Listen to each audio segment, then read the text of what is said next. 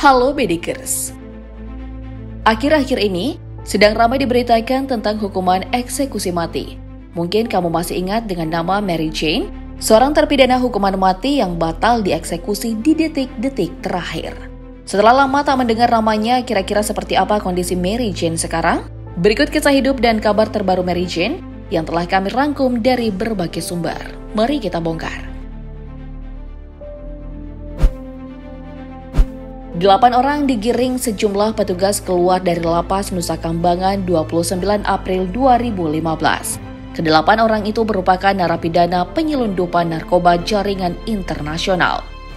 Mereka adalah Andrew Chan dan Miran Sukumaran, warga negara Australia, Rahim Akbej Salami, Sylvester Obekui, Nolais alias Mustafa, dan Oku Dili Oyatanze, warga negara Nigeria, Zainal Abidin asli Indonesia, Rodrich Goularte asal Brasil, dan Martin Anderson alias Belo dari Ghana.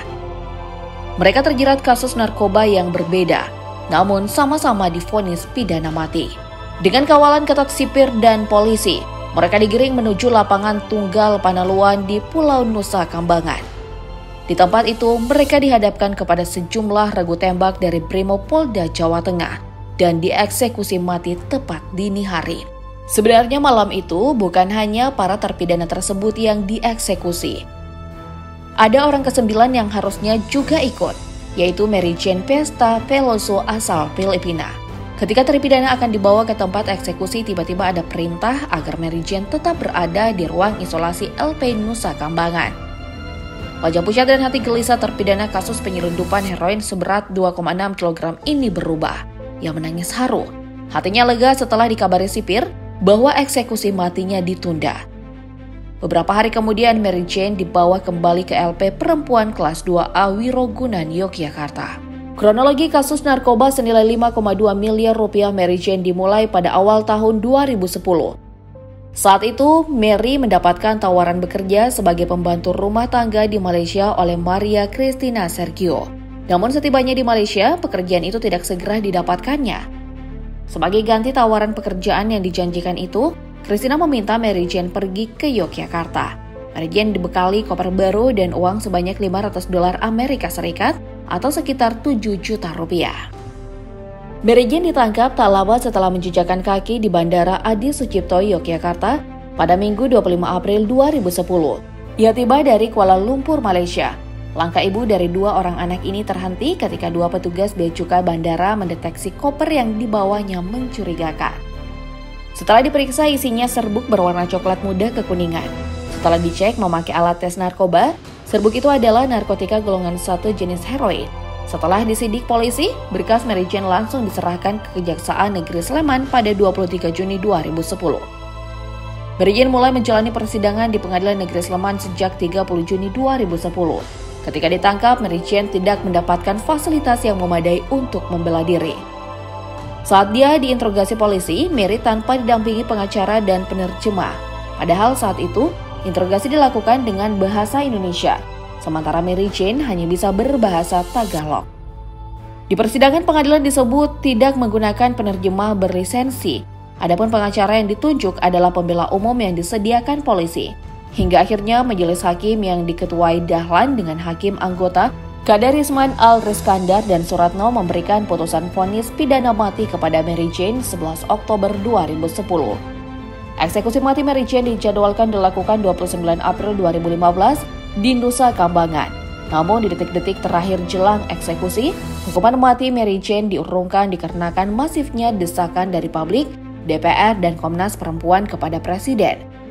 Menurut salah satu artikel dalam laman kompas.id, penundaan eksekusi mati itu juga dilakukan karena besarnya tekanan masyarakat internasional dan nasional yang mengatakan bahwa Mary Jane merupakan korban perdagangan manusia. Mary Jane sebenarnya sempat mengajukan permohonan gerasi namun ditolak Presiden Joko Widodo pada 30 Desember 2014. Lalu tim kuasa hukum Mary Jane mengajukan peninjauan kembali kedua ke Pengadilan Negeri Sleman pada 27 April 2015. Tapi PK tersebut ditolak Pengadilan Negeri Sleman.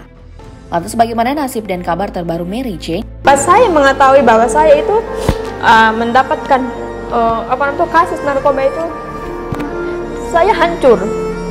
Pertama, saya langsung membenci Tuhan. Pada tahun 2021 lalu, Mary dipindahkan dari lapas perempuan kelas 2A Yogyakarta. Dilansir dari laman detik.com, Mary bersama 88 warga binaan lainnya dipindahkan ke lapas perempuan kelas 2B Wonosari. Selain dari warga lokal Yogyakarta, ada 6 orang kewarganegaraan asing yang menjalani hukuman di lapas tersebut. Pihak lapas menyebutkan tak ada perlakuan khusus bagi Mary Jane, sebab anak terakhir dari 5 bersaudara ini telah membaur dengan warga binaan lainnya. Sikapnya pun sudah banyak berubah sejak ditahan beberapa tahun lalu. Mary juga sudah pandai berbahasa Indonesia, bahkan kini dia sudah bisa berkomunikasi menggunakan bahasa Jawa. Pemindahan warga binaan ini didasari telah beroperasionalnya lapas perempuan kelas 2B Wonosari. Kapasitas lapas saat ini sebanyak 250 orang dan telah dilengkapi dengan CCTV serta 71 petugas yang menjaga keamanan. Mary beserta warga binaan lainnya akan mendapatkan pelatihan dan pendampingan keterampilan seperti salon, kerajinan, menjahit, catering, dan lainnya. Selain itu, Mary Jane juga diberi fasilitas untuk menciptakan sebuah lagu pada saat menjalani masa pembinaan. Melansir laman merdeka.com dari balik jeruji besi, Mary Jane menciptakan sebuah lagu yang berjudul Sepucuk Harapan. Lagu ini dibuat pada Februari 2021 lalu. Pihak lapas kemudian memfasilitasi untuk pembuatan aransemen yang dikerjakan secara bersama-sama sejumlah warga binaan lain yang memiliki minat dan bakat serupa. Mary juga menyalurkan bakat musiknya untuk aktivitas sosial, seperti bermain organ tunggal untuk mengiringi kegiatan rohani. Selain bermusik, Mary juga rajin membatik selama di lapas perempuan kelas 2B Wonosari. Diberitakan oleh Kompas.com, kain batik karya Mary sudah tak terhitung jumlahnya. Satu kain batik karya Mary memiliki harga jual yang tinggi, mulai dari 600.000 hingga jutaan rupiah. Melalui hasil penjualannya itu, kini Mary bisa mengirimkan uang ke keluarganya di Filipina. Informasi terakhir, pemerintah Filipina terus berupaya menyelamatkan nyawa Mary dari pelaksanaan eksekusi mati yang tertunda pada 2015. Permintaan gerasi itu sempat diutarakan oleh Menteri Luar Negeri Filipina, Enrique, saat bertemu Menteri Luar Negeri RI, Retno Marsudi pada September 2022 lalu. Hingga kini, nasib wanita kelahiran 10 Januari 1985 ini masih menunggu hasil keputusan di Mahkamah Agung Filipina. Mary Jane sendiri terus mendapat dukungan hingga saat ini. Salah satunya datang dari Komnas Perempuan yang berharap agar pemerintah Indonesia segera memenuhi permohonan gerasi Mary, karena Mary telah mendekam di bui selama 13 tahun. Terlebih lagi, Mary dilaporkan berperilaku baik selama menjalani hukumannya. Di sisi lain, penantian Mary setelah penundaan eksekusi mati juga menimbulkan ketidakpastian. Hal ini dikhawatirkan memberikan tekanan psikologis dan mental bagi Mary.